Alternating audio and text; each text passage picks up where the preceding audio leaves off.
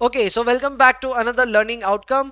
इस learning outcome में हम लोग कुछ बहुत छोटे मोटे चीजें सीख रहे होंगे। वो बहुत ज्यादा, मैं कहूंगा, डेंजरस लर्निंग आउटकम नहीं है, सिंपल है, स्ट्रेट फॉरवर्ड है। Let's get started with this.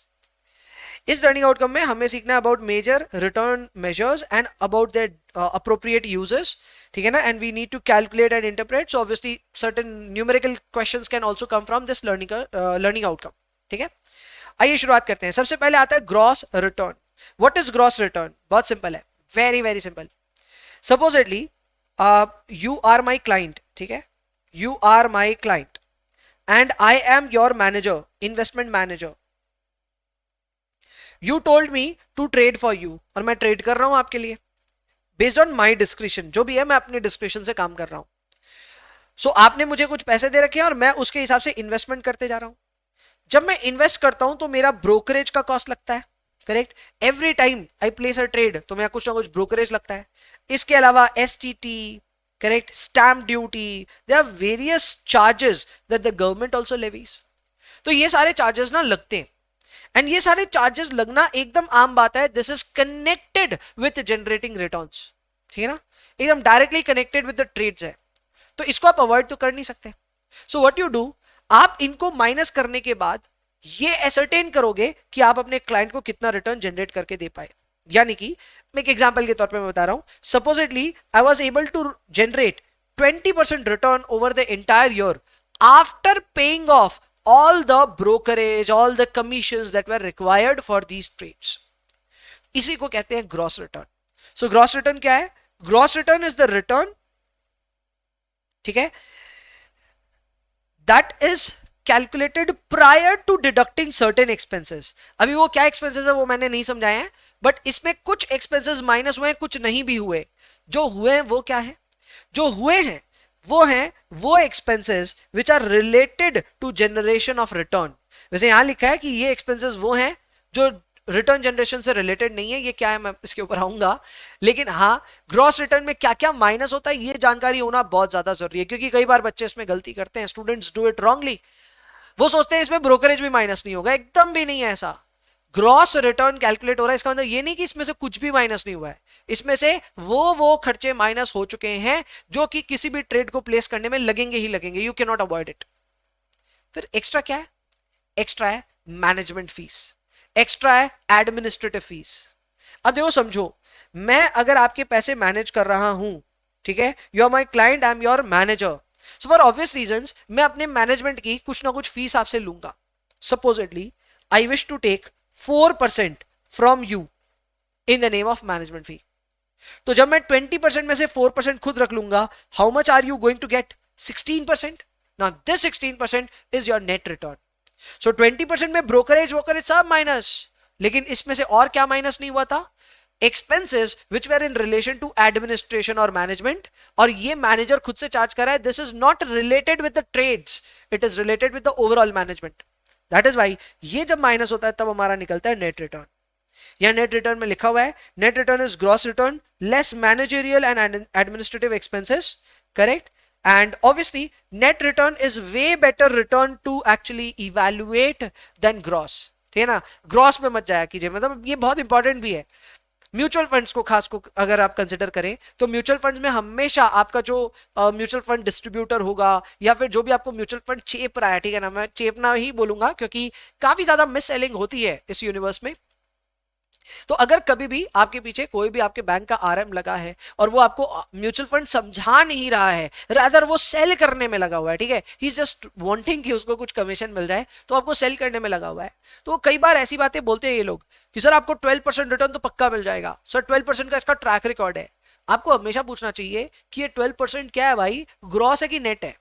क्योंकि म्यूचुअल फंड के जो मैनेजर्स होते हैं वो भी अपनी मैनेजमेंट फी लेते हैं। सो आपको ये देखना पड़ेगा कि 12% मैनेजमेंट फी को कंसिडर करने के पहले है कि बाद में। So always ask this silly question from them, is this gross return और net return? There is good chance कि आपको शायद वो जवाब ही नहीं दे कि भाई क्या है ये, ठीक है, बट कई केस में वो जवाब भी दे सकते हैं कि नहीं sir this is net of return और this is gross of return. जो भी होगा उसकी जानकारी आपको होनी चाहिए, एंड दैट इज व्हाई ये ग्रॉस एंड नेट रिटर्न आपको समझ में आ रहा है। Next up is pre-tax and post-tax. This is very simple. See, this is very simple. हम बैंक में एफडी करने जाते हैं, वो 7% की पड़ती है, ठीक है. So we are essentially getting interest at the rate of 7%. But I am in a 30% tax bracket. तो मैं जो भी इंटरेस्ट कमाऊंगा, I am going to get taxed at 30%. So effectively, I am not taking home the entire 7%. I am taking home only 4.9%. Sir, how do you calculate that? It is very simple. 7% जो मैं कमा रहा हूं, इसका सिर्फ 70% मैं ले जा पाऊंगा अपने साथ में. 30% is gone with the government. So government is going to effectively take away this portion. So मैं कभी भी, क्योंकि मैं एक टैक्सेबल इन्वेस्टर हूं, ठीक है, तो अगर मैं टैक्स पेइंग इन्वेस्टर हूं, तो मुझे ये चीज की एक अवेयरनेस होनी चाहिए कि what is the tax rate that is applicable to me, and I should be looking at every return based on after tax basis. ये बात यहां पे भी लिखी हुई है, यहां लिखा clearly, the taxable investors should evaluate investment managers based on after tax nominal return. यानी आपको आफ्टर टैक्स रिटर्न लेना है और नॉमिनल भी लेना है. नॉमिनल इसलिए बिकॉज आप इन्फ्लेशन के साथ रिटर्न चाहते हो. ये आपने थोड़े टाइम पहले पढ़ा हुआ है that interest rate should always include an inflation premium also. When inflation premium is added to the return, that becomes a nominal return.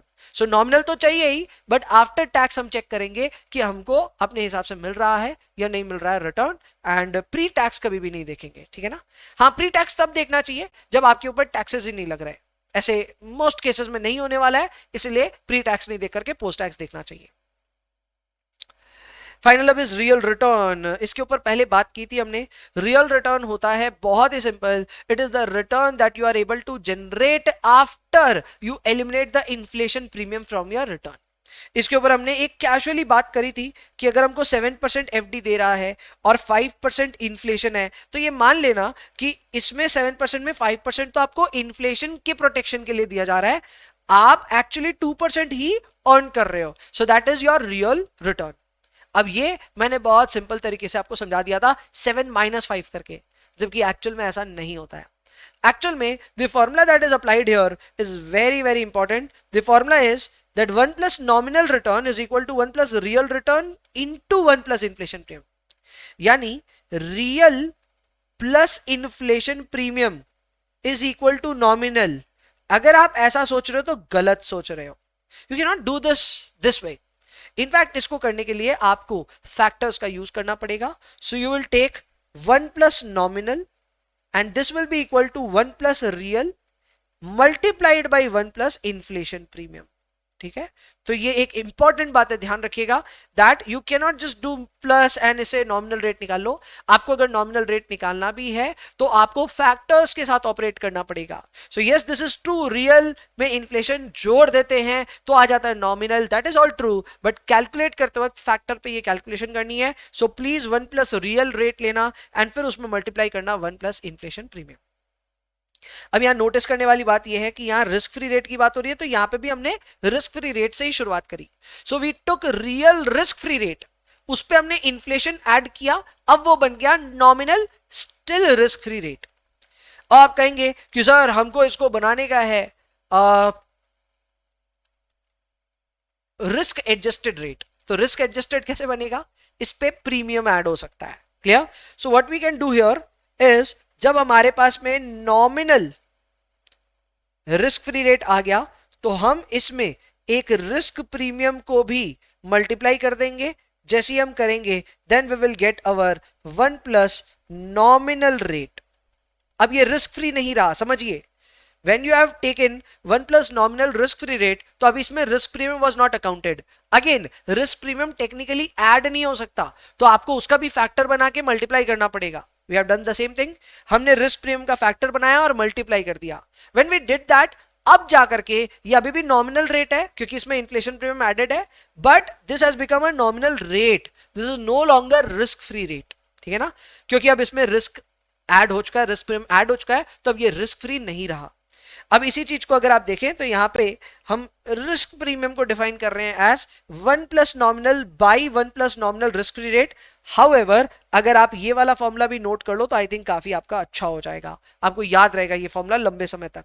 Clear? सो ये रिस्क प्रीमियम वाला फॉर्मूला अपनी जगह ठीक है, but please calculate this formula as well. Please remember this formula as well, where 1 plus nominal return is equal to 1 plus nominal risk free rate into 1 plus risk premium. इसी तरह inflation premium भी निकल सकता है। Inflation premium के लिए हमने इस फॉर्मूले को यूज किया है और इसमें इन्फ्लेशन प्रीमियम को अलग कर दिया, बाद बाकी सब चीजों को अलग कर दिया। आप इनके साथ थोड़ा बहुत ना एडजस्टमेंट करके ये सारे फॉर्मूले बना सकते हैं। दीज आर वेरी सिंपल फॉर्मूले। फाइनली आपको लास्ट में यही बोल रहा है कि जब भी आपको रिटर्न कंपेयर करने हो तो रियल रिटर्न्स को कंपेयर करना चाहिए, ना कि नॉमिनल रिटर्न्स को, क्योंकि अलग अलग देशों में अलग अलग इन्फ्लेशन की रेट्स हैं, अलग अलग पीरियड्स में अलग अलग इन्फ्लेशन की रेट्स रही हैं। So when you are comparing returns across countries और when you are comparing returns across time periods, in that case you should be ideally using real returns, ना कि नॉमिनल रिटर्न्स। ठीक है ना? सो ये इन्फ्लेशन वेरी करता है ओवर टाइम। अगर आप अक्रॉस पीरियड इन्वेस्टमेंट कंपेयर कर रहे हैं तो भी problem, across different asset classes compare कर रहे हैं तो भी प्रॉब्लम।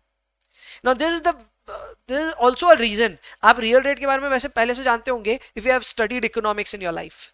आप सबको पता है जब हम जीडीपी ग्रोथ रेट की बात करते हैं then we are actually looking at the real GDP growth rate, we are not looking at the nominal GDP growth rate. Clear? वो इसलिए ही होता है because we do not want to account for the differential inflation rates in India versus other countries. Correct? तो हम inflation को side करना चाहते हैं, we just want to look at the real rate of return and that is why we compare the real GDP growth rate of India versus other countries. चलो ये भी done, this is also done. Finally we have leverage return. Leverage return के लिए एक बेसिकल formula है, एकदम simple सा formula है, पर उससे पहले आपको ये समझाना पड़ेगा कि लेवरेज रिटर्न होता क्या है। तो देखो बहुत सिंपल है। अगर मुझे आज 100 रुपए इन्वेस्ट करके रिटर्न मिलने वाला हो 10 रुपीज का, ध्यान दीजिएगा इस पे, मैंने 100 रुपीज इन्वेस्ट किए और मुझे रिटर्न मिलने वाला है 10 रुपीज का, ये श्योर है, एकदम पक्का मुझे मालूम है ऐसा होगा। तो what I can do is I can bring in 100 rupees, invest करूंगा, 10 रुपए पालूंगा। बट अगर मैं सयाना हूं, अगर मैं ज्यादा स्मार्ट हूं, ओवर स्मार्ट हूं, ऐसे ही कह लो, तो what I will do, I will invest only 50 rupees from my side, I will borrow 50 rupees from someone. So in that case I may not be having 100 rupees, या चलो मेरे पास 100 है तो मैंने और 100 रुपीज कहीं से बोरो कर लिया, so now I have 200 rupees. Technically in 200 rupees में मुझे 20 रुपीज का रिटर्न मिलेगा, बट ये 20% रिटर्न जो हमको, या 20 रुपीज का जो रिटर्न मिल रहा है, इसमें से थोड़ा सा ही हमें इंटरेस्ट देना पड़ेगा and we can take home a larger amount of return. पहले जहां हम सिर्फ 10 रुपए ले जा पा रहे थे, अब because of taking a loan we can take home a larger amount of return. Now this is true everywhere. हम घर खरीद सकते हैं 1 करोड़ का, लेकिन खरीदते हैं 2 करोड़ का, why? Because loan is there. तो लोन्स ना हर एक इंसान की जो पोटेंशियल होती है उसको एक्सपैंड करने में बहुत काम आता है, बट इस पोटेंशियल के साथ में आपका अगर पॉजिटिव रिटर्न है तो वो भी एक्सपैंड हो जाता है, और नेगेटिव रिटर्न हो तो वो भी आपका इसी तरह एक्सपैंड हो जाता है।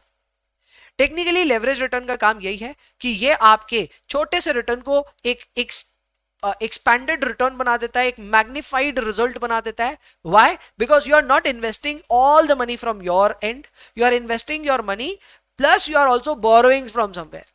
नाउ ये चीज आगे जाकर के आपको और भी अच्छे से मैं समझाऊंगा why leverage is very dangerous and why company should avoid taking leverage if they are in an unstable situation. लेकिन तब तक के लिए बस इतना सा समझो कि लेवरेज कैन बी अ बून और can be a Ben, and ये आपके लिए फायदा नुकसान जो भी है ये लाके दे सकता है, बट इतना श्योर है कि आपका जो भी रिटर्न होगा वेदर इट बी पॉजिटिव और negative, it will be a bigger return once you take leverage. तो इसका फॉर्मूला क्या है? इसका फॉर्मूला है आरपी यानी return on the portfolio plus debt by equity, bracket के अंदर return on the portfolio minus cost on the debt. तो अब ये बहुत सिंपल है, इसको समझाने के लिए एक एग्जांपल लूंगा और बेटर होगा। एग्जांपल ये है कि सपोजिटली आपने डेट 20% ले लिया, ठीक है ना? तो आपने जो भी अपनी ट्रेड करी है उस ट्रेड का 20% यू हैव बोरोड, बाकी 80% you have invested from yourself. Your net return on the portfolio was 10%, जबकि cost of debt was only 6%. So आपका पोर्टफोलियो में रिटर्न आया 10, जबकि आपको इंटरेस्ट देना पड़ रहा only 6%. Now this is the basic equation जो आपको क्लियरली बताएगा कि ये लेवरेज आपको फायदा दे रहा है कि नुकसान। इस केस में फायदा होगा क्योंकि आपका पोर्टफोलियो आपके कॉस्ट ऑफ डेट से ज्यादा रिटर्न दे रहा है, so you will be largely benefited out of this. तो ये मैं दावे के साथ कह सकता हूं कि आपका लेवरेज रिटर्न का जो फाइनल आंसर होगा वो 10% से तो ज्यादा ही होगा। कितना होगा या ये पता कर लेते हैं। Let's put all this information into the formula. The formula is again RP plus debt by equity into RP minus KD, and we have used this equation. RP में 10% डाला, debt equity में 20 by 80 because debt was 20%, equity was 80%, and then RP minus KD के लिए 10 minus 6. We have used this as well. 10 is my RP and 6 is my KD, and we have gone on to calculate 11%, which is our leveraged return. तो अपना leverage return कितना आ गया? 11%. मैं पहले भी बोला था 10% का रिटर्न मैग्नीफाई होकर के बड़ा हो जाएगा, एंड दिस हैज बिकम 11%. जहां तक बात है कि लेवरेज हमें फायदा देगी कि नुकसान, उसको पता कैसे करें, तो इसका एकदम सीधा सा यह नियम है कि अगर आपने लेवरेज लिया है, बोरो किया है, या फिर फ्यूचर्स कॉन्ट्रैक्ट, डेरिवेटिव्स में आप जानोगे ये चीज, फ्यूचर्स कॉन्ट्रैक्ट पे आप राइड कर रहे हो, तो आपके पोर्टफोलियो गेन्स तभी एम्पलीफाई होंगे, लॉसेस तभी एम्पलीफाई होंगे जब आपका RP is greater than KD. वैसे सिर्फ गेन्स ही मैग्नीफाई होंगे if your RP is greater than KD, losses magnify नहीं होंगे. Losses will amplify if your RP is less than KD. तो ये भी एक थोड़ा सा एरर है, इस एरर को प्लीज ठीक कर लो. योर प्रॉफिट विल मैग्नीफाई और amplify if RP is greater than KD, but your losses will amplify if RP is less than KD. इस ऑब्जर्वेशन को लिखो, this is much better observation. ये ऊपर जो लिखा है वो थोड़ा सा रॉन्ग है, गेन्स और लॉसेस दोनों इस केस में नहीं आएंगे. क्लियर? डन? परफेक्ट. हो सकता है ये आपके नोट्स में पहले से ही ठीक होया हुआ आए, but yes, just in case ये ठीक नहीं हो तो प्लीज ठीक कर लेना. ठीक है? So bas, that's it for this learning outcome as well. See you. Bye bye.